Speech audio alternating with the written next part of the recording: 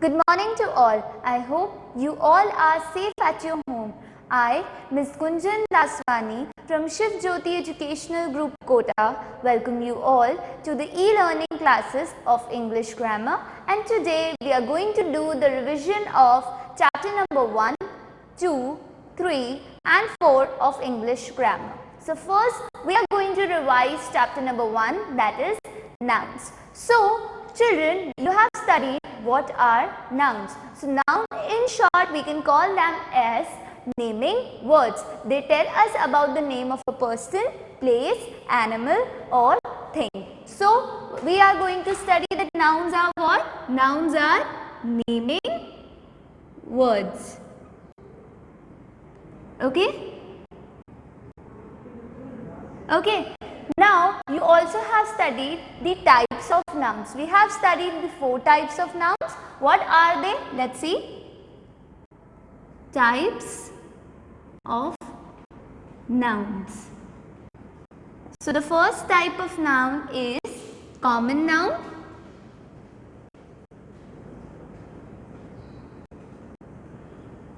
Second, proper noun.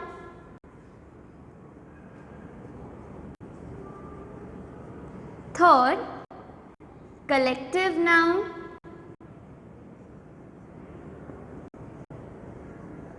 And the fourth one is abstract noun.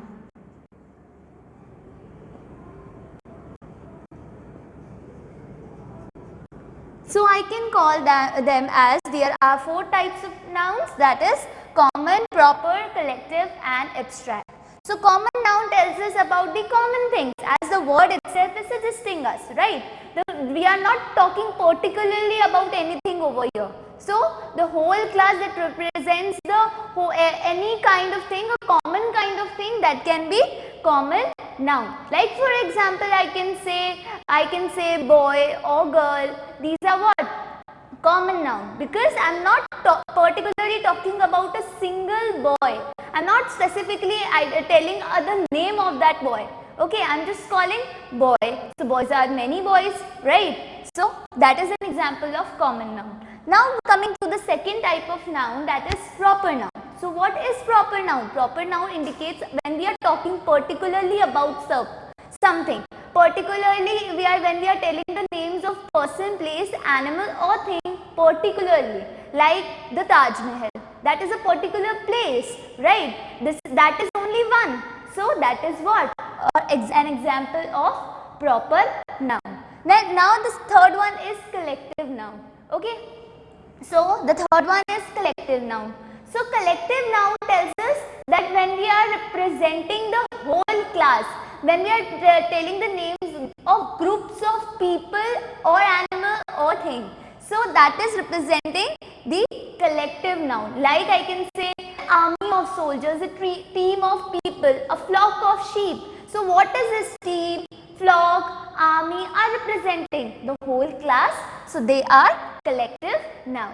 Now the fourth one is abstract noun. What is abstract noun? Abstract noun shows the feeling or emotions of something. Okay, when we can't see them, we can't hear them, but we can feel them. So these are what? Abstract noun. So these are the types of nouns. Now we are going to move to the exercises that are there in your book. You can open your book to page number 2 for that. Okay, so moving to the exercises. So you can see exercise number C. So in that we are telling that, okay, a person who sells pastries and sweets, they are called confectioner, right? Sells sweets and pastries. They are called what? Confectioner.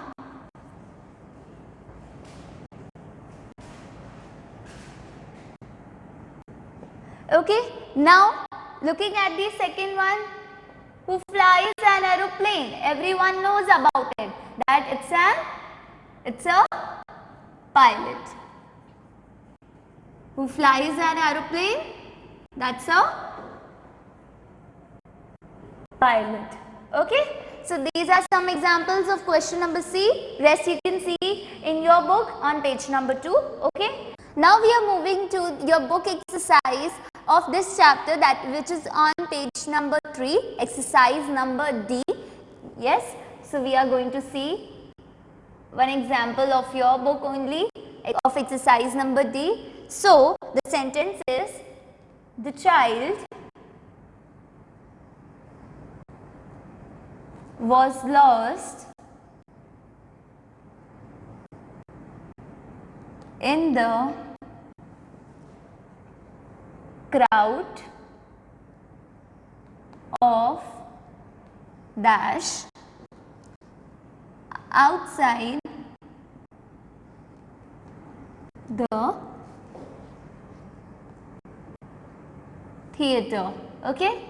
So this is the sentence, and we are given the two options over there. In your book you can see we are given the two options, that is monkeys and people. Okay. So what will you select for this? We will select with the answer, the suitable answer to fill this blank is people, because we are representing to crowd, which is what?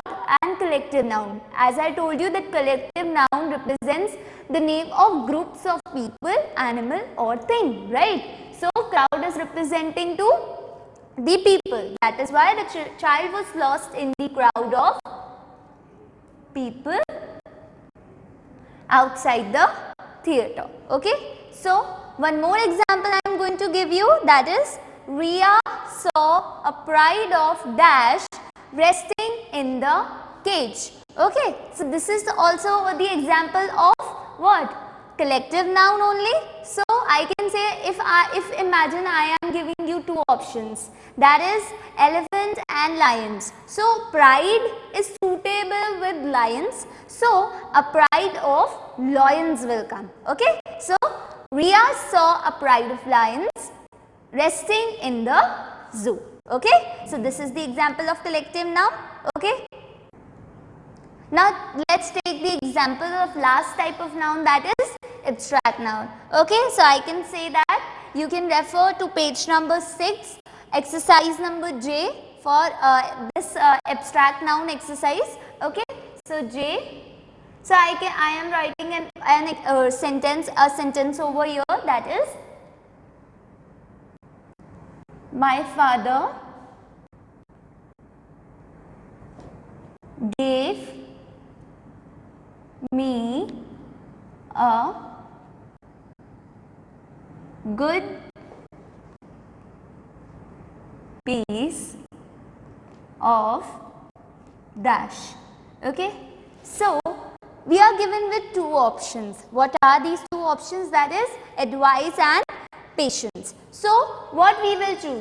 So my father gave me a good piece of patience will not suit this. So the correct suitable answer for this sentence would be what? Advice. Okay. So we will write, my father gave me a good piece of advice. Okay. And advice represents to an abstract noun. That's an abstract noun because it is representing an emotion or a feeling which we can't see. Okay. So this is the revision of chapter number 1. Now we are going to revise chapter number 2. Okay. Now we are doing the revision of chapter number 2, that is singular and plural nouns. So I can say that on the basis of number, nouns are of two types. What are they? That is, first is singular noun and the second one is plural noun. Okay. So singular noun represents one thing only. It refers to one thing. That is, I can say like knife, or that is what? That is representing one thing only, right? Now let's move to the second one, that is plural noun. Okay. So plural noun represents more than one thing. Okay. When we are talking about more than one thing, okay, so that will be plural noun. So knives. Okay. So that is an example of Plural noun. In singular noun I can say that pen, but in the plural noun it will be pens. If I am having one pen, then I will say pen. If I am having more than one pen, so I will say pens. Okay, so pens is what? Plural noun. So I am now taking some of the examples of your book only. Okay, you can see your exercise which is given on page number 8. Okay, so I am giving you an example of your book, that is, if I am saying a word like ox. Okay, so this is what? This is singular noun, right? This is singular. But to make its plural, I am adding what? OX, then I am adding EN. So for that there are some ways which are already given on your book in page number 7. On page number 7 you can see that rules, that ways to form plurals of the singular nouns. Okay, so you can refer to that page which is given on page number 7. Okay, so ox is converted into oxen. Now oxen is what? Plural of ox. Okay, so that's plural. One more example, that is knife. It's ending with what? FE, and that's a singular noun also. This is also a singular noun, right? And it's ending with FE. So the words that end with FE or like I can say we, like that. So what I am going to do with that? We will replace FE with VES. So knife will be converted into knives, not knives. F will not come. What will come? V will come. Okay, so the sound of V will be there. So the answer is knives. Okay, so this is what? This is the plural noun of knife. Okay, now moving to the another topic, that is countable and uncountable noun. So we are going to see the another topic, that is countable and uncountable nouns.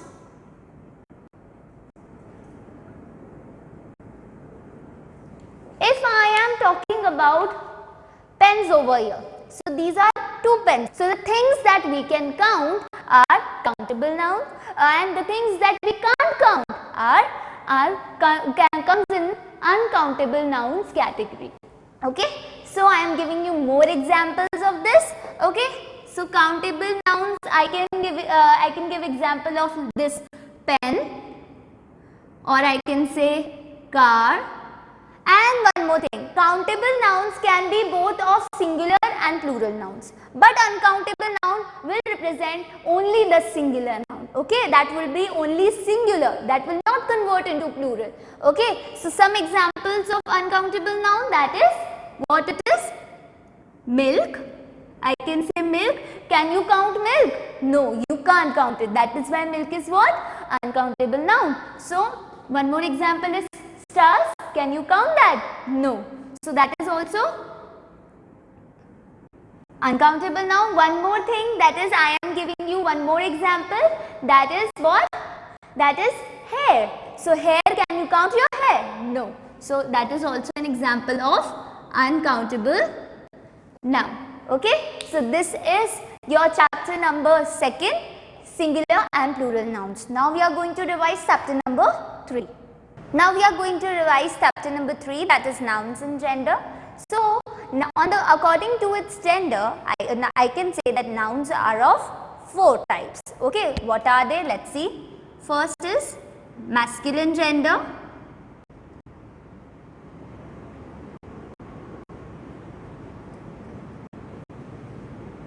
Second one is feminine gender.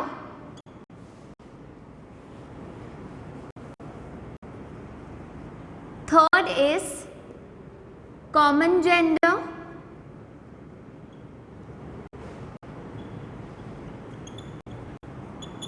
And the fourth one is neuter gender. Okay. So these are what? These are the 4 types of nouns. Okay. First one is masculine. So masculine gender what? Masculine gender represents when we are referring to a male, that time the gender would be of masculine gender. When we refer to a female, that time the second one is when the gender would be in feminine gender. Okay, that's feminine gender. Okay, now when we move to the third one, that is common gender. What is common gender? When we are referring to both male and female, that time the gender would be common gender. Okay, so the third one is common, okay, common gender, and the last one is what? Neuter gender. Neuter gender represents to non-living things. When we are talking about non-living things, the gender would be of neuter gender. Okay, so the fourth one is neuter gender. Okay, so let's see some examples of masculine, feminine, common and neuter. Okay, so when I am talking about first the masculine gender, so I am giving you some examples of masculine first. So examples are milkman, you itself, that is a boy. Okay,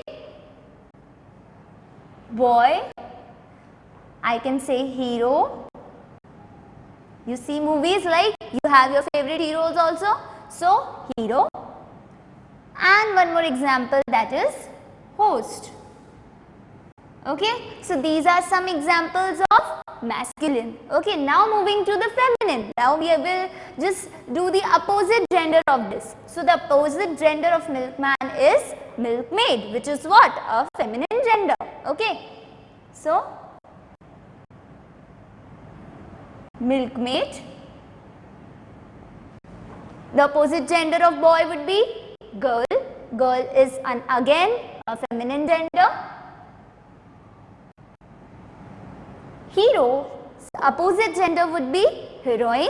This is again what? Feminine gender. And the last one, that is host. Host, opposite gender would be hostess. This is the example of what? Feminine gender. Now when we talk about common gender, we have so many examples, like child. Child can be both boy and girl, right? Now second example is parent. Parent can be a male also and a female also, right? So these are examples of common gender. Okay, child, parent. One more example, that is teacher. Teacher can be a male also and a female also, right?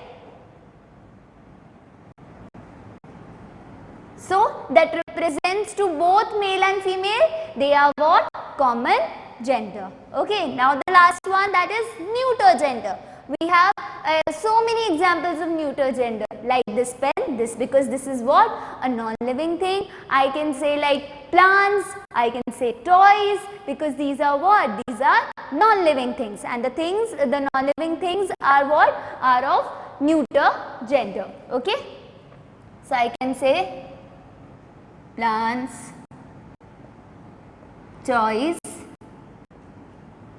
pens, books.